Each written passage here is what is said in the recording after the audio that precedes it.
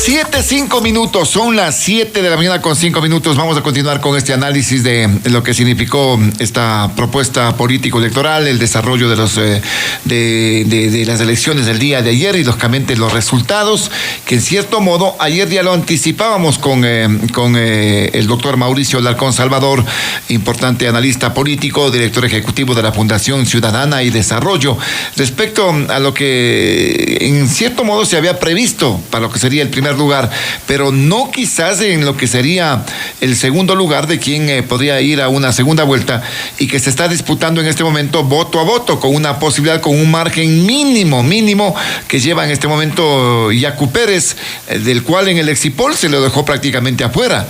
En el conteo rápido se lo ubica y ahora pues las cosas están casi voto a voto disputándose este paso a la segunda vuelta con el señor Guillermo Lasso.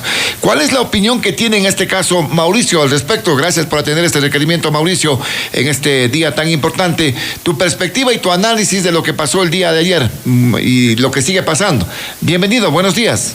Buen día, mi querido Osvaldo, y un gusto saludar a la audiencia de La Poderosa.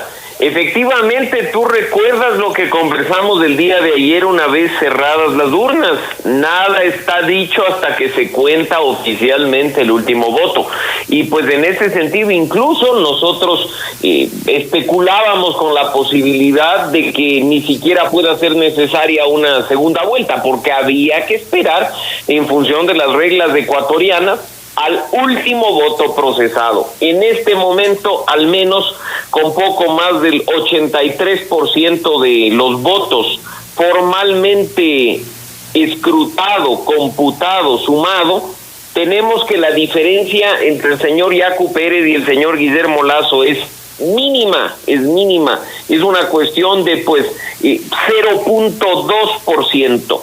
Pero para que quienes nos escuchan comprendan bien, en este momento el tema de la diferencia es fundamental que revisemos que esas actas con novedad, que equivalen prácticamente al 14%, es decir, actas que no han sido computadas por tener algún tipo de error, tiene una fuerte votación que puede terminar de decidir quién efectivamente pasa a una segunda vuelta. Ahora, el señor Arauz indiscutiblemente ocupa el primer lugar con más del 32% de los votos. ¿El voto en el exterior podría también determinar alguna diferencia en este caso, Mauricio, o ya está computado lo del exterior?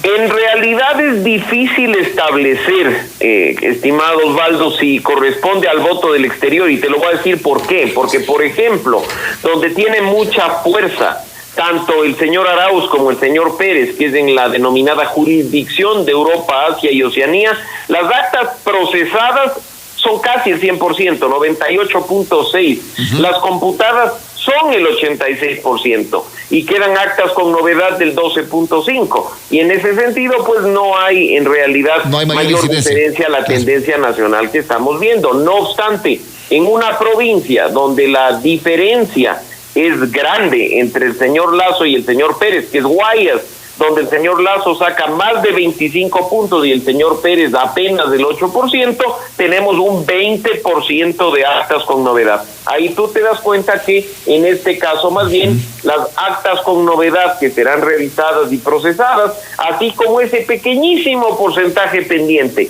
que es más o menos un 2.4%, será el que defina quién pasa a la segunda vuelta con el señor Arauz. ¿Tú le ves que es un final de infarto para los que se disputan el segundo lugar?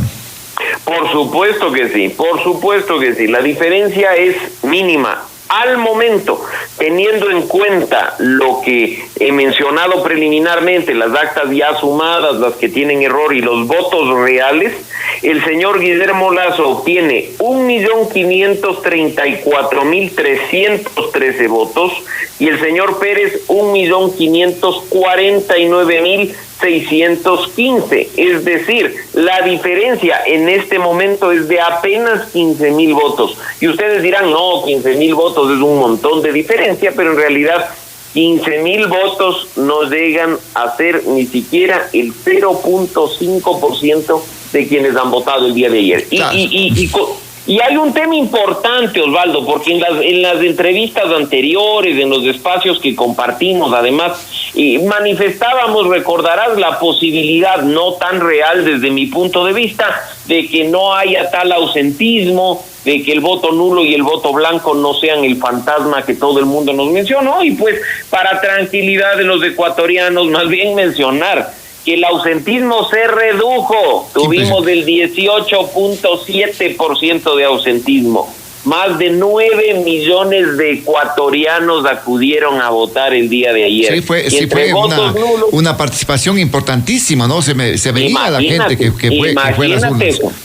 Y además, entre votos nulos y votos blancos, tenemos 9.4% de votos nulos y 3% de votos blancos en el caso presidencial. Así es que tampoco se generó ese tema que se mencionaba y que era un fantasma que utilizaban muchos candidatos, de que por el alto porcentaje de los votos nulos, que hubo gente que habló de más del 20%, se reducía la posibilidad de los votos válidos para poder acceder a un triunfo en primera vuelta. Sí, ahí más o menos los resultados. Así es lo que se manifestaba. Ahora, haciendo un análisis de cada uno de los binomios, ¿qué fue lo que pasó con Arauz, que pasa 32 y un poco más por ciento, está en primer lugar a la espera de lo que podría significar, con una diferencia quizás apreciable en este caso, porque entre Yacu y Lasso estamos hablando de un 19 y un poco más también que se disputan.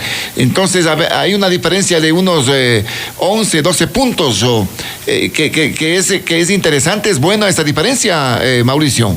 Es una diferencia interesante, por supuesto que sí, que evidencia que aún existe un voto duro correísta, del que en múltiples ocasiones hemos hablado. La gente cree o creía equivocadamente que el correísmo estaba muerto porque su líder está fuera del país.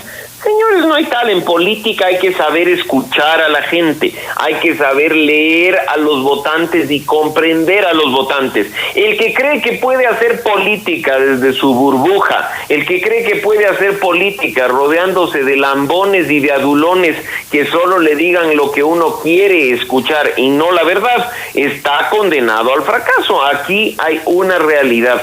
1/3 del país es 1/3 que añora la época del correísmo, gente que añora la bonanza económica, gente que añora la forma de ser del presidente Correa. Por favor, eso hay que comprender en un escenario político nacional. Y yo no voy a salir, Osvaldo, con el discurso simplista que han salido algunos a decir, pero el 70 y tantos % restante o el 60 y tantos no quiere ese modelo. No, señores, más bien analicemos por qué se ha producido el fenómeno que hemos visto el día de ayer, y no me refiero a fenómeno como algo extraordinario ni raro, sino como el resultado de una acción concreta que no era tan predecible. Ahora, Mauricio, lógicamente el correísmo todavía sigue siendo fuerte en este momento, pero con miras a una segunda vuelta electoral, ¿qué es lo que le conviene más al correísmo, que esté Lasso o que esté Pérez? Bueno, las simulaciones hechas en primera vuelta ante una eventual segunda vuelta lo ponían al señor Arauz ganador en todos los escenarios, con el señor Hervas, con el señor Lasso, con el señor Pérez. Así es que hay gente que decía, hay posibilidades más altas de derrotar al señor Arauz. Lo único cierto es que la segunda vuelta es una suerte de borra y va de nuevo.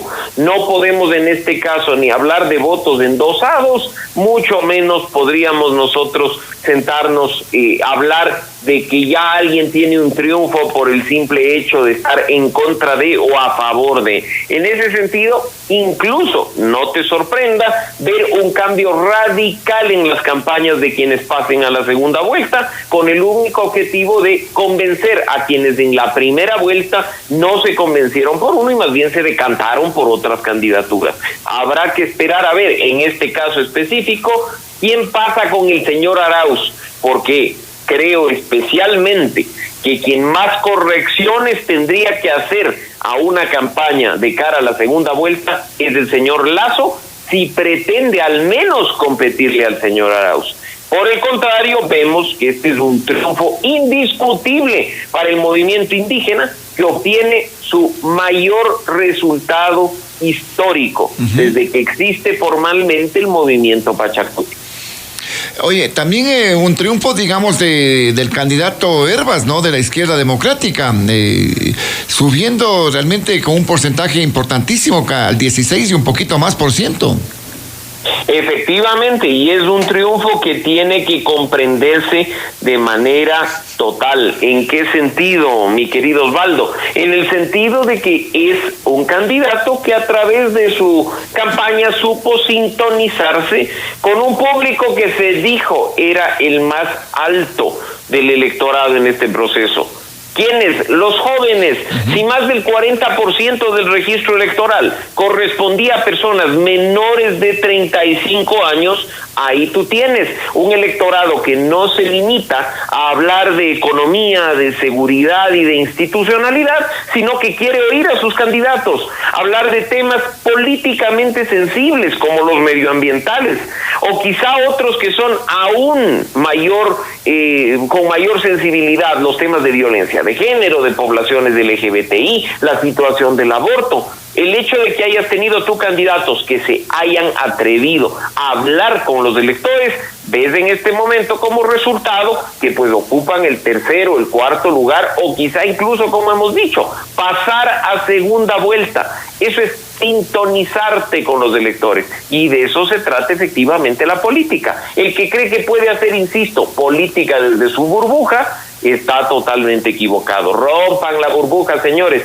Y la misma historia, los que crean que la política se hace únicamente desde las redes sociales, también están equivocados, porque que no vengan a decir en este momento que el resultado que ha obtenido, por ejemplo, el señor Hervas es producto de las redes sociales. No, de ninguna manera. Hay muchos otros elementos que suman: la participación en el debate, el contacto uno a uno con ciertos ciudadanos, y en eso efectivamente se habla poco en un contexto digitalizado producto de la pandemia. Doctor Alarcón, buenos días. Usted nos manifiesta que el ausentismo pues prácticamente dio un golpe, porque a pesar de la emergencia sanitaria la gente salió a votar. Ahora en una segunda vuelta, doctor Zavala, ¿qué pasa? Los indecisos también se tuvo un porcentaje en esta primera vuelta.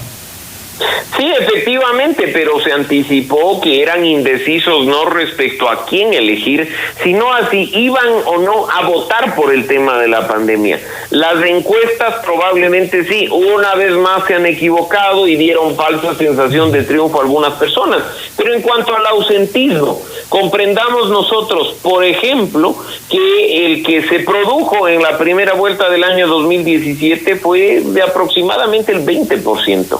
Estamos hablando que en el caso ecuatoriano, 2017, 2.4 millones de ecuatorianos decidió no presentarse, bien sea, aunque nos digan que es gente que está afuera, es gente que incluso ha muerto y que había un padrón con muertos, eran 2.4 millones de ecuatorianos los que representaban el ausentismo en 2017. Para esta primera vuelta, con incremento del registro electoral, el ausentismo al momento es de 2.06, es decir, 2.060.000 personas. Miren la reducción, una reducción muy considerable, y creo que en ese sentido, pues, afortunadamente, la pandemia no produjo un impacto sostenido de aumentar ese ausentismo que podía haberle hecho mucho daño a la legitimidad de quienes accedan a la segunda vuelta.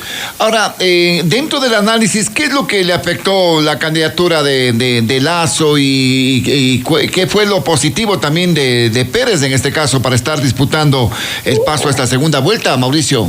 No quisiera, Osvaldo, limitarme únicamente a esos dos casos. Voy a mencionar también, por ejemplo, qué le afecta al señor Arauz para obtener un resultado bastante cercano en cuanto a porcentajes al obtenido por el señor Lenín Moreno en la primera vuelta, ustedes dirán, entre 39 y 32, 33 hay diferencia, pero nos referiremos al tema de votos, ¿no? O sea, si uno analiza el porcentaje de votación obtenida por el señor Arauz, superará los 3 millones de votos, 3.5 probablemente, y pues en ese sentido Lenín Moreno obtuvo en la primera vuelta 3.7. No nos olvidemos que se jugaba con otro electorado.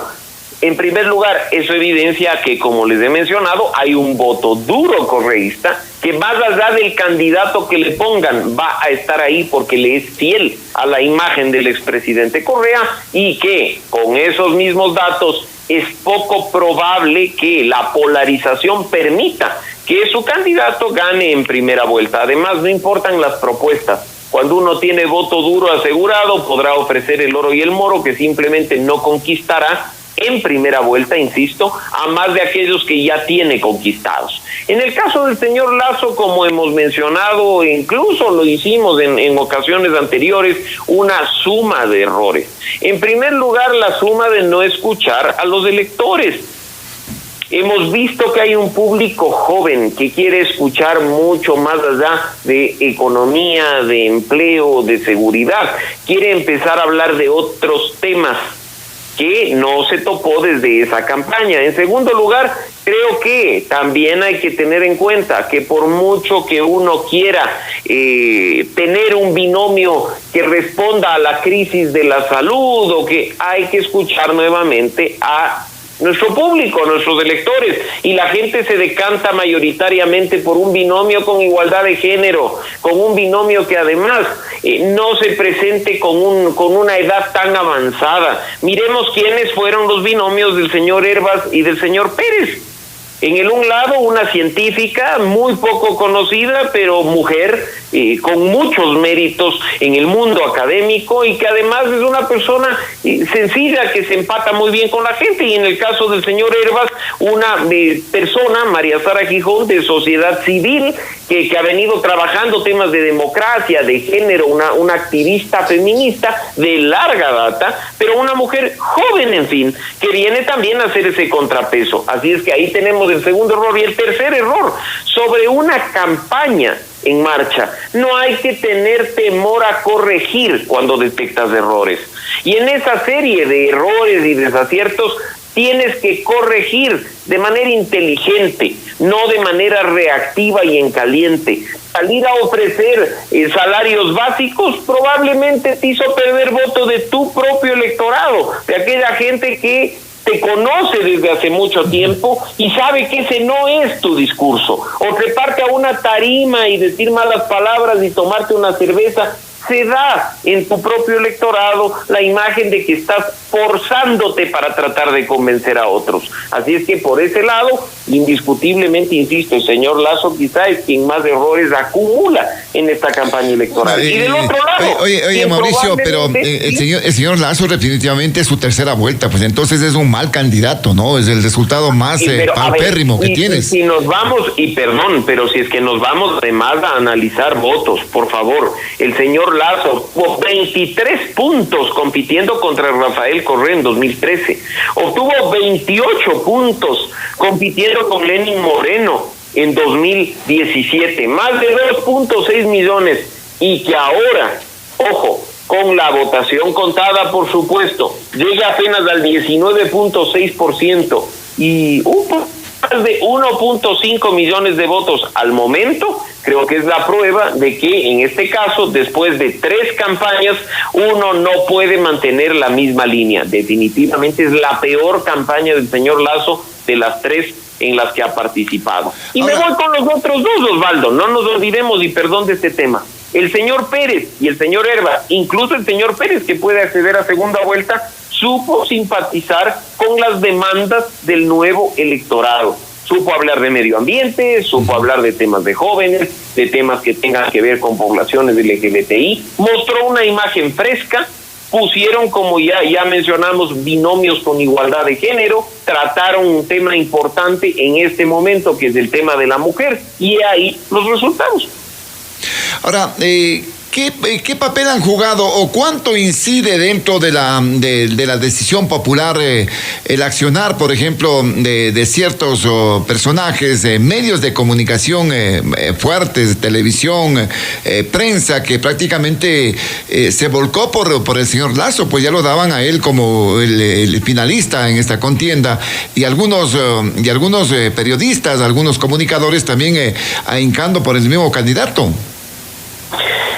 En este momento creo que uno tiene que ver qué llegada tienen esos periodistas y esos medios de comunicación. En un contexto nuevamente de pandemia, con tanto teletrabajo, con estar conectado a tu computadora de día y de noche, con medios digitales, personas que ya están más interesadas en ver un noticiero online que verlo en la televisión abierta. Uno ve que, por supuesto, hay un nivel de influencia de aquellas figuras comunicacionales tradicionales, pero que muchas veces, apelando precisamente al fantasma del pasado, esto puede generar el producto contrario, ¿no? Un rechazo por parte de esas personas que dicen, no, pues, o sea, imagínense, si me recomienda votar por esta persona, mejor yo me voy por otro lado. Y no nos olvidemos además que, con todo respeto, por supuesto, porque los periodistas también son ciudadanos y tienen derecho de manifestar su ideología, su posición política y hasta sus preferencias electorales, no perder de vista, Osvaldo, que los periodistas, los comunicadores, ustedes que están del otro lado de los micrófonos y que todos los días nos guían en nuestro caminar, porque ustedes son rockstars, son personas que tienen seguidores, cada vez más tienen que llevar a cabo su trabajo con objetividad y con independencia. Por supuesto, insisto, son ciudadanos que tienen su corazoncito, pero del otro lado estamos personas que esperamos análisis objetivos, que esperamos equilibrio, que esperamos que se escuche a todas las voces en espacios importantes. Caso contrario, ese sesgo puede, como digo, generar un efecto contrario. Ahora, Mauricio, la perspectiva para lo que podría significar esta segunda vuelta con Arauz ya finalista, ¿con cuál le conviene o cuál conviene que vaya a esta segunda vuelta? ¿Qué pasa con Lasso? ¿Qué pasa con el propio Yaku? Yo creo que el señor Arauz tiene un reto por delante, y si bien es cierto que las campañas exitosas, que en esta tampoco es la excepción, de los señores Alvarado siempre han dado buenos resultados, estoy seguro que ya estarán evaluando las razones por las cuales el porcentaje no fue mayor, o estarán evaluando la forma en que los otros candidatos se acercaron a su público, modularán su mensaje y entrarán a atacar. En una segunda vuelta, como les he mencionado, es un borra y va de nuevo. Veremos nuevos mensajes, veremos nuevas estrategias, si es que efectivamente los candidatos quieren llegar a la presidencia de la República. Ya no es cuestión de apelar a fantasmas. Ayer en los discursos que dieron los candidatos creo que se cometieron también muchos errores. Eso de seguir apelando al fantasma de los ecuatorianos no queremos esto, los ecuatorianos no queremos esto. Dejemos de hablar del no queremos y empecemos a hablar del queremos. ¿Qué queremos los ecuatorianos? Queremos un presidente que gobierne sin religión, queremos un presidente que gobierne para todos, queremos un presidente que respete a las mujeres, queremos un presidente que respete la moneda. ¿Por qué no empezamos a hablar en positivo? Y en ese sentido, pues estoy seguro, repito, que veremos una campaña distinta en función de un correcto análisis de lo que ha sucedido en la primera vuelta y con pronóstico reservado. Creo que cualquier análisis numérico de datos que se puede haber dado en la primera vuelta en cuanto a escenarios, si y pasan a la segunda, ¿qué pasa? Yo creo que en este momento veremos incluso números y resultados distintos, ténganlo por seguro. Exactamente. Ahora, ¿y qué hacer con el resto de movimientos y de partidos políticos y de candidatos específicamente que recibieron una votación, pero realmente muy marginal, Mauricio? Hablemos de perdedores, Osvaldo. Me agrada esto mucho más que hablar de la bronca que se produce para la segunda vuelta. Hablemos de perdedores. Hablemos de aquellos candidatos que han recibido nuestra plata para hacer campaña, de aquellos que tuvieron un fondo de promoción electoral para aparecer en medios de comunicación y que han obtenido porcentajes tan paupérrimos como el del señor Paul Carrasco, que obtiene el 0.21% de los votos y se pone en último lugar en esta carrera presidencial, con 16,000 votos, Osvaldo, 16,000 votos. Ni siquiera sus fanáticos de la página de Facebook votaron por él. Y aquí hay que empezar a hacer un análisis muy sesudo. No tenemos a nivel nacional partidos y movimientos políticos con bases de afiliados de 179,000 ecuatorianos al menos. Y esto quiere decir, señor Carrasco, señor Montúfar, señor Guillermo Celi, señor Juan Fernando Velasco, que ni siquiera sus bases los votaron. Han obtenido porcentajes vergonzosos en este proceso electoral y esperamos que ustedes también entiendan el mensaje que el electorado les da y den un paso al costado. Necesitamos renovación en la política, y renovarse no es aparecer en las cámaras con pinta de surfista y lleno de pulseras y de tatuajes. Renovarse es dar un paso al costado y permitir que nuevas figuras aparezcan en el entorno nacional. Así es que haremos, como digo, de perdedores. Mauricio, permíteme, hay una inquietud ciudadana que me gustaría que la escuches, si eres tan amable. En el 2546-108 y el 255-4090 habilitado. Buenos días, lo escuchamos. Muy buenos días. Y creo que, como dice el analista, no tenemos dos reflexiones grandes. La gran derrota en ese sentido de Lazo, que para muchos es lamentable, pero de igual manera el análisis de la parte de abajo es esa falta de respaldo. Y más que nada lo más preocupante es, hay que regular de alguna manera esto, porque eso de regalar para que hagan campaña, esas personas es regalarles un dinero para absolutamente nada. Imagínense cuánto dinero se perdió en eso para que tengan esa representabilidad tan baja. Como sacaban hasta memes, el señor Montúfar ya le falta que solo se lance para el predita de Navidad y pierda. Entonces, es terrible. Creo que también hay que analizar, es meritorio lo del señor Freire, que vi que él no aceptó el dinero para hacer campaña y también, o sea, tiene, con tan poco tiempo de campaña, creo que es de los que menos han sacado, es el que más representación tuvo y sin una campaña onerosa como lo hizo el resto. Muchas gracias.